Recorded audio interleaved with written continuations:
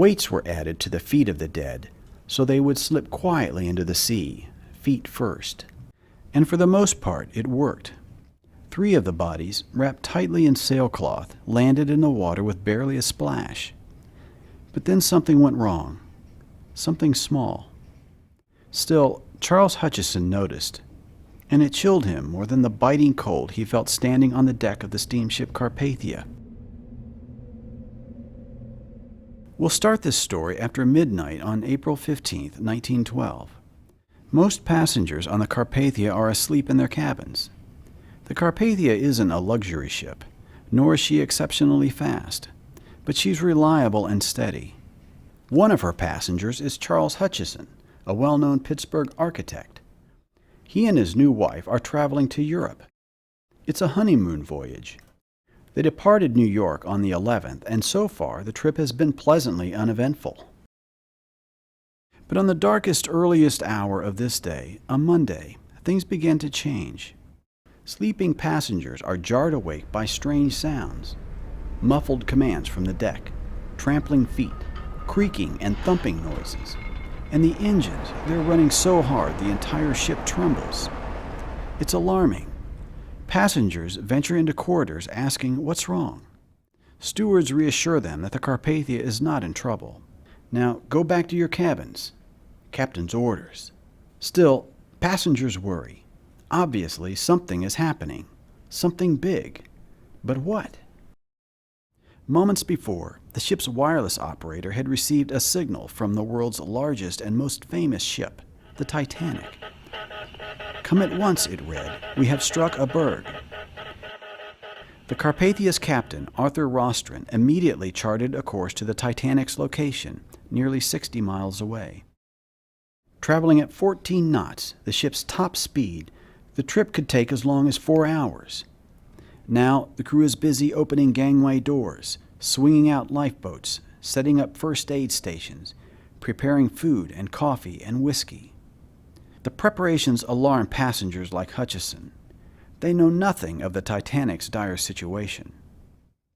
At 1:45, the Carpathia receives a final plea from the Titanic. "Come as quickly as possible, old man. The engine room is filling up to the boilers." Then, silence. Dawn grows near. Passengers on the Carpathia make their way to the deck. Yesterday, they had sought relief from the heat. Today, the air is sharply colder.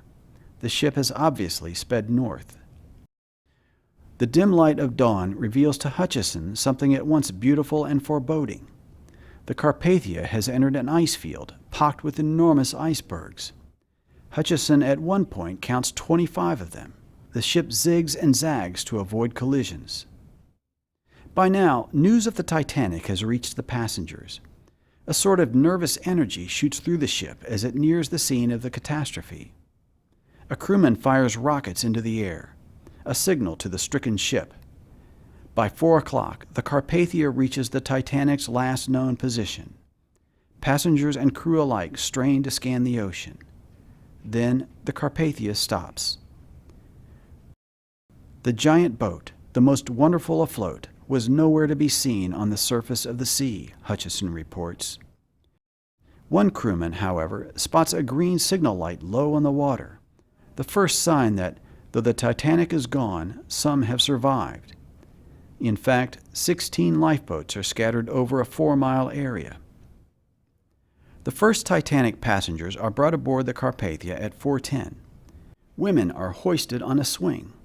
Children and babies are hauled up after being placed in canvas sacks. Men who are able climb rope ladders. The last 2 boats each contained 1 dead sailor, Hutchison writes, dead from cold and exposure. 2 others died later in the day. The Carpathia rescues 705 survivors. They are a desperate and peculiar-looking group, mostly women and children, half-frozen, stunned and grieving, shocked by the unbelievable events of the past 8 hours. Some women wear evening dresses, others pajamas. Mostly, though, they are quiet. The Carpathia, Hutchison writes, becomes more like a cemetery than a boat. Mr. Hutchison and his wife surrendered their cabin to one survivor, Eloise Smith. She, too, had been on a honeymoon voyage. Her husband, Lucian Smith, had put her on one of Titanic's lifeboats, kissed her goodbye, and promised to catch up to her. Now she was a widow. For a while, the Carpathia roams the waters looking for other survivors. Finding none, the ship returns to the spot where the Titanic has gone down. A few pitiful remnants of the great boat bob on the surface. Cushions, rugs, lifebelts, steamer chairs. Only one body is seen, one of more than 1,500 dead. At that moment, survivors from the Titanic and the Carpathia's passengers gather together. An Episcopalian pastor named Father Anderson offers a prayer of thanks for the living and a prayer for the dead. At 3:30 p.m., Hutchison reports, iron doors on the side of the Carpathia swing open. A platform is lowered. Bodies of the 4 dead men on board are covered by a British flag. After a prayer, the flag is lifted, the bodies pushed into the sea. And this is where something goes wrong. A small thing. Despite the weighted feet, one body lands flat in the water. We can only imagine the sound of a lifeless body striking hard against the sea, and how that sound shoots out across the open water and onto the deck of a ship. A deck filled with women who'd watched their husbands drown just hours before. A deck filled with traumatized children who'd witnessed hundreds of horrific deaths. A deck filled with men who had survived, perhaps knowing their survival would forever brand them as cowards.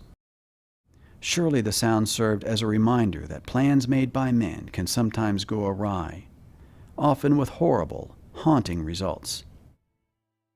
The events of the past several hours had made this plainly clear to Hutchison, and to everyone else on the Carpathia. Hutchison understood the moment would haunt him. His prose is simple, but clear. He wrote, "I shall never forget the sound of the splash."